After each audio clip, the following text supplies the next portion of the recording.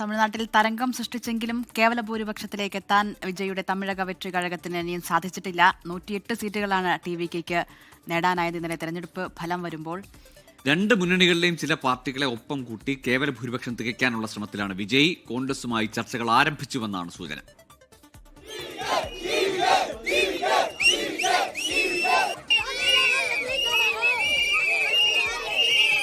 118 സീറ്റുകളെന്ന magic നമ്പറിലേക്ക് എത്താൻ വിജയുടെ തമിഴക വെற்றி കഴകത്തിന് സാധിച്ചില്ല.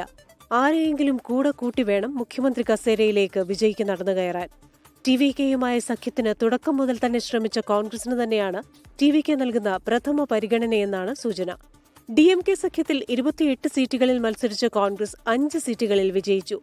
തമിഴ്നാട്ടിൽ ഒരിക്കലും ലഭിക്കാനിടയില്ലാത്ത മന്ത്രിസ്ഥാനം വാഗ്ദാനം ചെയ്താൽ ഒരുപക്ഷെ കോൺഗ്രസ് TVK സഖ്യത്തിന് തയ്യാറായേക്കും.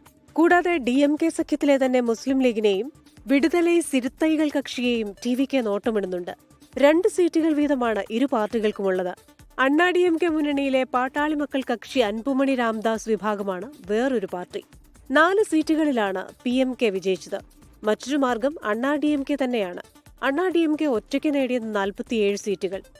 ADMKയ്ക്ക് കൈകൊടുത്താൽ ഭരണത്തിലെത്താനും സുസ്ഥിര ഭരണം മുന്നോട്ട് കൊണ്ടുപോകാനും വിജയ്ക്ക് സാധിക്കും. എന്നാൽ മുഖ്യമന്ത്രി സ്ഥാനത്തിനുൾപ്പെടെ ADMK അവകാശവാദം ഉന്നയിച്ചേക്കും. അതിൽ വിട്ടുവീഴ്ചയ്ക്ക് വിജയ് തയ്യാറാകുമോ എന്നതും ചോദ്യമാണ്. നേരത്തെ ADMK മുന്നണിയിലേക്ക് വിജയ്ക്ക് ക്ഷണമുണ്ടായിരുന്നു. 90 സീറ്റുകളും മുഖ്യമന്ത്രി പദവുമായിരുന്നു വിജയ് ആവശ്യപ്പെട്ടത്. 40 സീറ്റുകളും ഉപമുഖ്യമന്ത്രി പദവും ADMK വാഗ്ദാനം ചെയ്തു. അതിന് വഴങ്ങാതെയാണ് വിജയ് ഒറ്റയ്ക്ക് മത്സരിക്കാനിറങ്ങിയത്. 24 ചെന്നൈ.